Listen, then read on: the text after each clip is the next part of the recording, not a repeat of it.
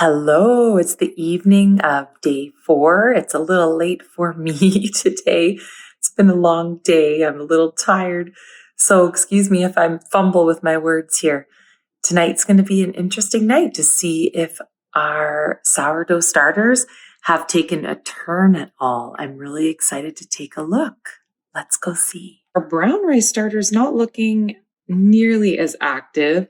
There are some bubbles still in there, but it's not nearly as active. So I think maybe it would have benefited with a feed this morning, but we're going to do kind of like a double feed tonight. So I'll show you exactly what I mean by that in a minute. I actually am going to take a step back and show you what to do if this happens for you. Okay, so since our brown rice starter is having a little trouble starting, as you can see, there are some bubbles. It's just not nearly as much activity. So we're actually going to take a step back and we're going to have a lower ratio of feed to our sourdough starters. So we're going to kind of almost take a step backwards. And I'm also going to use a fresh bag of flour. So I just, Lush Lane Organics sells it in Calgary. An organic brown rice flour that's quite lovely. And I just bought a fresh bag just in case. My other one wasn't old, but you just never know. So I thought it's the same flour, but better to start fresh. So I'm just going to discard this time, but keep 60 again, like we did before. And I'm going to feed it 60 grams of flour and actually 55 grams of water because I think it's a little bit too runny. I wanted a little bit of a thicker consistency. So let's do that now.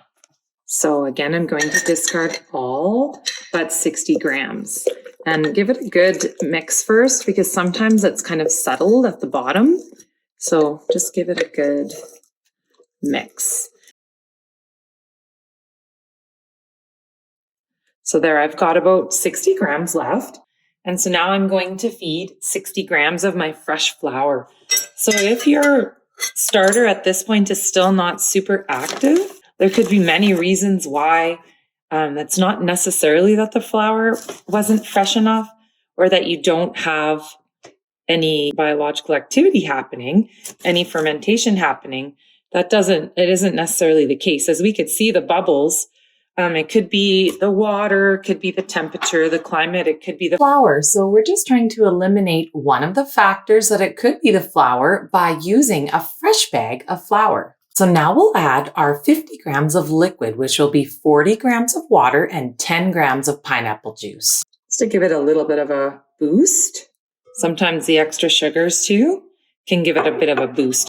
So we'll give it a good stir and we'll see how the consistency is and if it's what we're looking for or not. So this definitely is looking a lot more like the sorghum starter now with the thickness.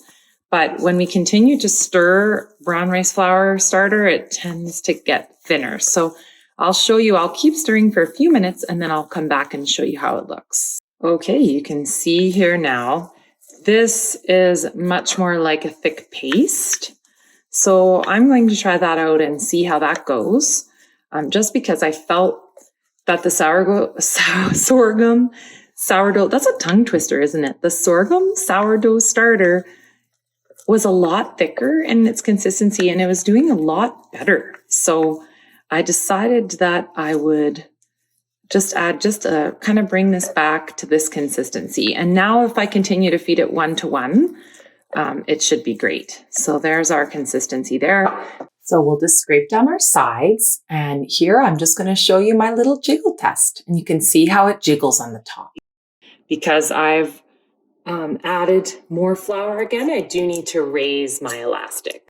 All right, there we go. And then we'll cover it up. And I'm going to wrap them in their little nest for the evening. And we will check on them in the morning. And I'd love to know, how is your starter looking on day 4? Please share with us a picture. We would just love to see how everyone's doing. And we'll check on our starters again bright and early in the morning. Have a wonderful sleep.